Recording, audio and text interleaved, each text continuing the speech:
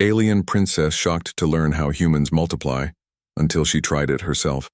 Princess Zara of the crystalline world Vexara stood frozen in the observation deck of her research vessel as she watched the human colony ship dock with their station. The elegant blue-skinned alien had spent months studying these strange bipedal creatures from afar, but nothing could have prepared her for what she discovered about their reproduction methods. Her species, the Vexari, reproduced through mental bonding, where two beings would merge consciousness temporarily to create offspring through pure thought energy. It was a sacred ritual performed once every 100 cycles, in perfect harmony with cosmic alignments. The idea that creatures could reproduce through physical contact seemed primitive and disturbing. Captain Lisa Morgan of the human vessel stepped aboard the alien station with her diplomatic team. Her auburn hair caught the strange violet lighting as she extended a hand in greeting Princess. Zara recoiled slightly, having read the human files about this gesture of palm contact. The princess had been chosen by the Vexari High Council to establish first contact protocols. Her people possessed advanced technology that could bend space and time, but they were a dying race. Their reproduction rate had dropped drastically over the past millennium, and their population dwindled to mere thousands. During the first diplomatic meeting, Princess Zara could barely concentrate as Captain Morgan explained human expansion across the galaxy. The captain mentioned that their colony ship carried 15,000 people, including over 3,000 families with children. The numbers seemed impossible to the alien princess. "How do your people create so many offspring so quickly?"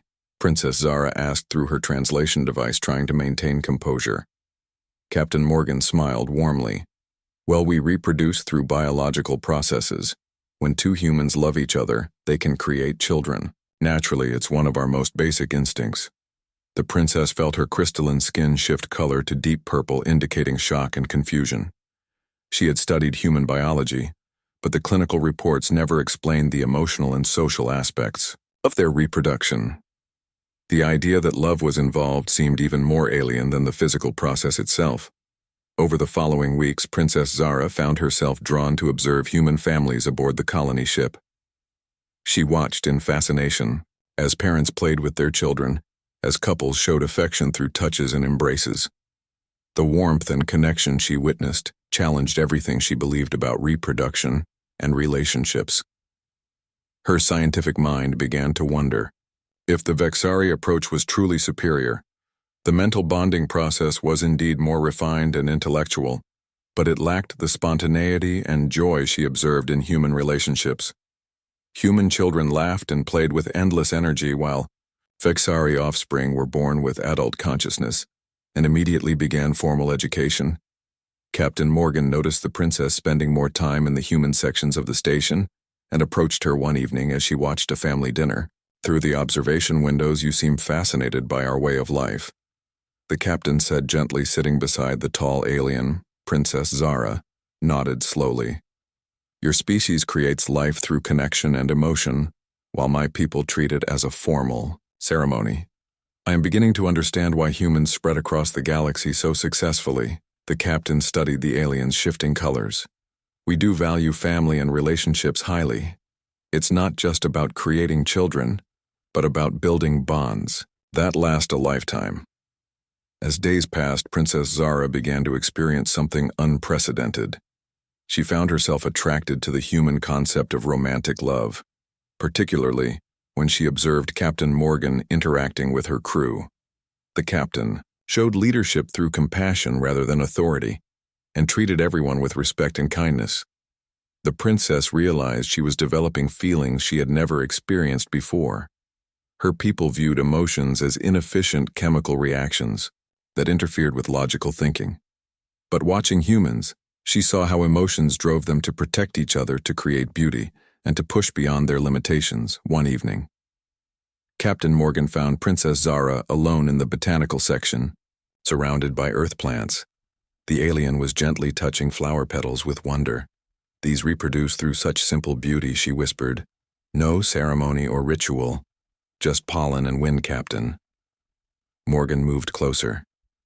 "Your people have incredible technology and wisdom, but maybe there are different kinds of beauty." Princess Zara turned to face her, the alien's features shifting to show vulnerability. I have been questioning everything I was taught about life and creation. Your species shows that reproduction is not just about continuing existence, but about love and hope for the future. The captain reached out slowly, placing her hand over the alien's crystalline fingers. The touch sent unexpected warmth through the princess, who had never experienced physical affection. I think I understand now why your people multiply so successfully, Princess Zara said softly. You do not just create offspring. You create connections that inspire more connections, Captain. Morgan smiled. Would you like to learn more about human relationships? I mean, beyond the scientific aspects.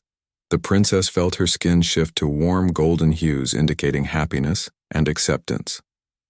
Yes, I would like that very much. In the weeks that followed, Princess Zara discovered that human reproduction was not just about biology, but about emotional bonds that created stronger communities. The physical aspects were just one part of a complex system that valued partnership, cooperation, and mutual support. She began to understand why humans had spread across the galaxy, while her advanced civilization slowly faded away. The Vexari had focused so much on perfection and ritual that they had lost the simple joy of connection that drove humans to create families and build new worlds. When it came time for the diplomatic missions to end, Princess Zara made an unprecedented decision.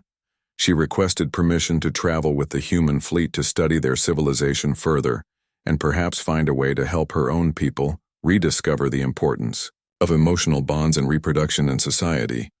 Captain Morgan welcomed her aboard the colony ship as both a scientific advisor and a friend.